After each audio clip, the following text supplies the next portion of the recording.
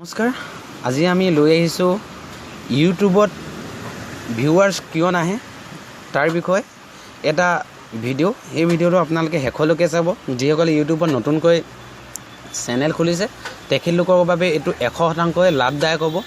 তেখেতলোকে যিসমূহ ভুল কৰি আছে নজনাকৈ সেই ভুলসমূহৰ পৰা তেখেতলোকে শিকি বুজি পৰৱৰ্তী পৰ্যায়ত চেনেলটো কেনেকৈ গ্ৰ'থ হ'ব তাৰ বিষয়ে এই ভিডিঅ'টো প্ৰস্তুত কৰিছোঁ। নিশ্চয় আপোনালোকৰ সুবিধা হ'ব আৰু এই ভিডিঅ'টো আপোনালোকে শেষলৈকে চাব।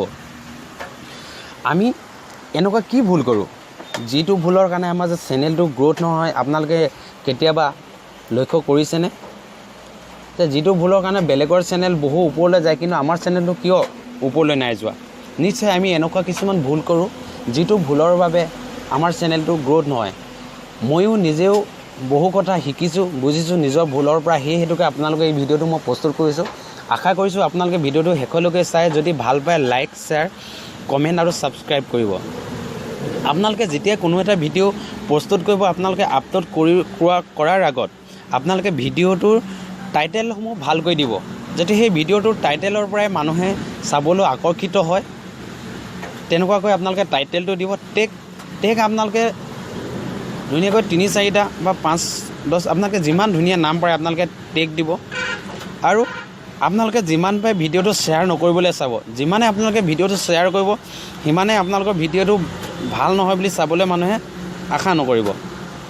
আপোনালোকে এতিয়া গুগল ক্ৰ'ম ব্ৰাউজাৰত আপোনালোকে গৈ 3টা অপশ্যন দেখিছে সোঁফালে ওপৰলৈ, তাত অ'কে কৰাৰ আৰু তাত নিউ ইণ্ডিগ' টেব বুলি আপোনালোকে অপশ্যন এটা পাব। সেইটো আপোনালোকে অ'কে কৰি দিয়ক আৰু youtube.com লিখি আপোনালোকে ছাৰ্চ কৰক। youtube.com ছাৰ্চ কৰাৰ পাছত আপোনালোকে চাইন ইন দেখিবলৈ পাব। তাত আপোনালোকে চাইন ইন কৰি ল'ব নিজৰ গুগল একাউণ্টটো, ইউটিউব একাউণ্টটো। চাইন ইনত ইমেইল আৰু পাছৱৰ্ডটো আপোনালোকে এণ্টাৰ কৰিব। এইটো এণ্টাৰ কৰাৰ পাছত আপোনালোকৰ সন্মুখত ইউটিউবৰ পেজখন খোল খাব। আৰু এই পেজখন খোল খোৱাৰ পাছত আপোনালোকে যি যে 3টা ফুট চিন দেখিবলৈ পাইছে তাত অ'কে কৰি দিয়াৰ পিছত আপোনালোকৰ সন্মুখত ডেস্কটপ অপশ্যন এটা দেখিব। সেইটোত আপোনালোকে অ'কে কৰি দিব। অ'কে কৰাৰ পাছত আপোনালোকৰ বাওঁফালে ওপৰলৈ 3ডাল লাইন দেখিব আৰু সেই 3ডাল লাইন আপোনালোকে তাত অ'কে কৰি দিব। আপোনালোকৰ সুবিধাৰ বাবে মই জুম কৰি দেখাই দিছোঁ। এই যেতিয়া 3ডাল আপোনালোকে চিন দেখিছে তাত অ'কে কৰি দিব। আৰু অ'কে কৰাৰ পাছত মাই চেনেল বুলি যিটো অপশ্যন আছে তাত আপোনালোকে অ'কে কৰি দিয়ক। অ'কে কৰাৰ পিছত ভিডিঅ' মেনেজাৰ বুলি আপোনালোকে এটা অপশ্যন দেখিবলৈ পাব আৰু এই ভিডিঅ' মেনেজাৰটোত আপোনালোকে টাচ কৰি দিব। আৰু টাচ কৰি দিয়াৰ পিছত আপোনালোকে দেখিছে এনালাইটিক্স বুলি এটা অপশ্যন আপোনালোকে দেখিবলৈ পাইছে। সেই এনালাইটিক্স অপশ্যনটোত আপোনালোকে অ'কে কৰি দিব। আৰু অ'কে কৰি দিয়াৰ পিছত আপোনালোকে যিসমূহ ভিডিঅ' আপলোড কৰে সেই ভিডিঅ'সমূহৰ অডিয়েঞ্চ পাৰ্চেণ্টেজ আপোনালোকে দেখিবলৈ পাব। এই পাৰ্চেণ্টেজটো 30% যাতে তলত নহয়। আৰু অভাৰভিউত আপোনালোকে যিকোনো ভিডিঅ'ৰ ছাৰ্চ কৰি আপোনালোকে চাব পাৰিব। ইয়াত আপোনালোকে দেখিছে যে অডিয়েঞ্চ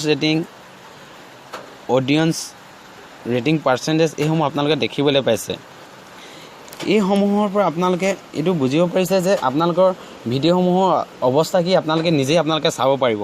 সেইসমূহ যদি 30%তকৈ তলত হয় তেতিয়াহ'লে ইউটিউবৰ এনেকুৱা লাগিব যে আপোনালোকৰ যিসমূহ ভিডিঅ' সেই ভিডিঅ'সমূহ কোনো দম নাই কোনো। সেইটো কাৰণে সেই ভিডিঅ'সমূহ আপোনালোকৰ তললৈ ঠেলি দিব। আৰু আপোনালোকৰ মোবাইলৰ স্ক্ৰীণত আপোনালোকে দেখিব যদিও অন্য মোবাইলত দেখিবলৈ নাপাব।